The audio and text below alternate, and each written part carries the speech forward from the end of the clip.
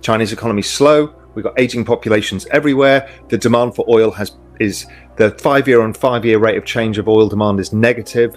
I don't see the demand story.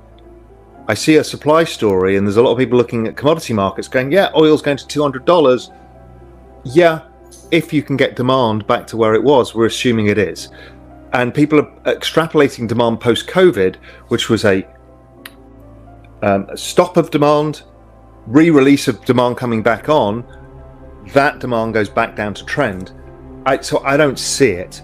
So I'm guessing that as oil comes down to $60 or so, as everybody gets washed out now, most commodities are down 50%, so that would be about right, from $120 to $60.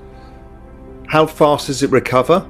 Well, maybe it recovers reasonably quick because of the supply issues, and after a recession, there's a recovery. Are we going to go screaming through $120 and have rates of change that lead to inflation? I just don't see it. Now, the other argument people have is reshoring.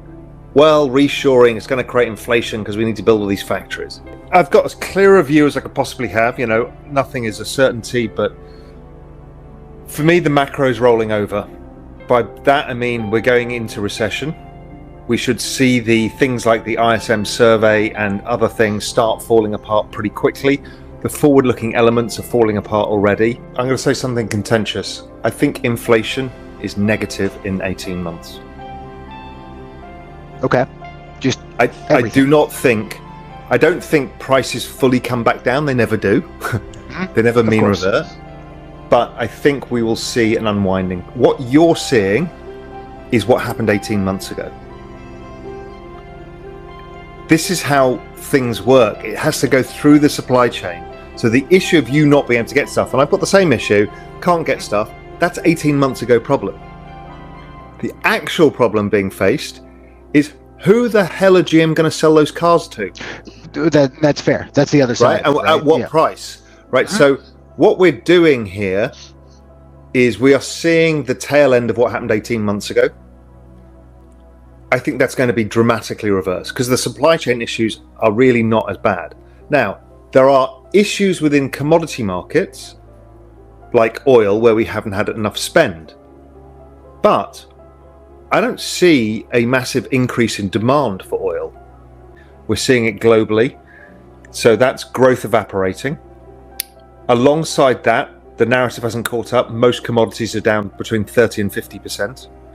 Oil is the last to crack, and I've been talking about this on Twitter and been writing about it for a period of time, is everyone's long and expecting oil to go to $200. I think there's a washout coming and it goes down to 60. So that's the last inflation story. Everything else from the raw goods then comes into the supply chain and then eventually starts fading. So we're going to see that inventories, because people build massive inventories after COVID. Those inventories are now unsold because of the economy slowing down and inflation eating disposable income. Okay, why is that making Raoul bullish? Well, because the outcome to that is as inflation comes down and bond yields fall, liquidity conditions improve. And what drives financial markets at the macro level the most is liquidity conditions. We've just gone through the largest tightening in financial market history because the rate of change of interest rates going up was the fastest ever. Mortgages are back to where they were in 1996, and shocking. Then the dollar went up at a rapid clip, which is a tightening of financial conditions, and then commodity prices went up. So basically everybody's suddenly skint, as an Englishman would say. Nobody's got any money, and the economy implodes. So the forward-looking indicators suggest to me that this goes off a cliff fast until we probably bottom Fed March next year. That's the economy. What we end up with was a position where the big thing that correlates to crypto markets overall is some definition of liquidity, and you can use M2, global M2 year on year. That looks pretty much like Bitcoin year on year or crypto market cap year on year. We're at the very bottom. It usually turns around at this point because eventually the outcome is central banks have to provide liquidity in a recession because there's no liquidity. So forward-looking assets like crypto are picking it up. So they also have perfectly correlated to the turning point in the inflation cycle. So they kind of time the bottom, and I think it's time the top. So basically, I think crypto is saying, okay, inflation has now peaked, and therefore the marginal pressure from tight liquidity is gone. So my view is, with, let's give it a probability, 70% probability, so that's pretty high conviction, that the low is in. And therefore we're starting the upside cycle. So the macro, I think, for me, even though everyone thinks, oh my God, it's terrible, the equities are going to sell off. Well, the equity side of the equation, that correlation with equities was actually a correlation to liquidity. They're all actually correlated to the macro cycle. Can equities sell off further? Yes. Can crypto decouple? Yes. We saw that in March 2020, that crypto started going up when equities were going down, because crypto's more forward-looking. However, equities have actually priced in quite a lot already. So it's not 100% clear whether equities need to go down or not. So I did a Twitter poll recently with like 20,000 people responded, which was, do you think equity markets have further to fall? 70% of people thought so. And I said, are you underweight where you typically would be, or in line? And 70% of people are underweight. Well, if 70% of people think the market's going to fall and 70% are underweight anyway, who's left to sell? What happened? So I can see the debate. So the debate is, well, you weren't around in 2018. I've been around since 2013. You weren't around in 2018. 2018, well, goes sideways. Okay, so that's the narrative. I'm like, yeah, but we didn't have this macro backdrop. So I think that's different.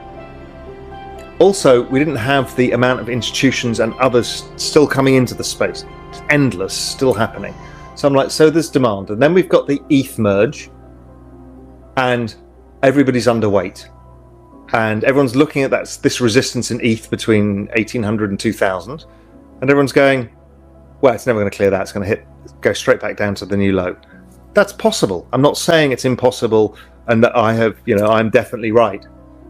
But I just think, what if it doesn't stop here? It's just had a pullback. Okay, so ETH has been pulling back from touching those levels, which were the lows in 2021, stuff like that.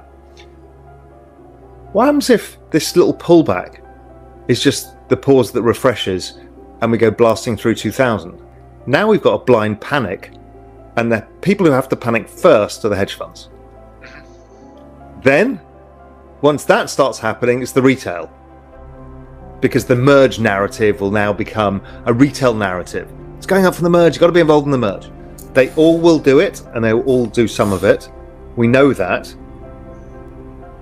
So the question is why haven't they pulled the trigger? Well, the price has been falling. These people are generally price takers, not price makers. So you are now going to a situation where, let's say ETH is at 3,000. It's going up. Maybe the Nasdaq's going up. People starting to see the bond yields are down at kind of 1.5%.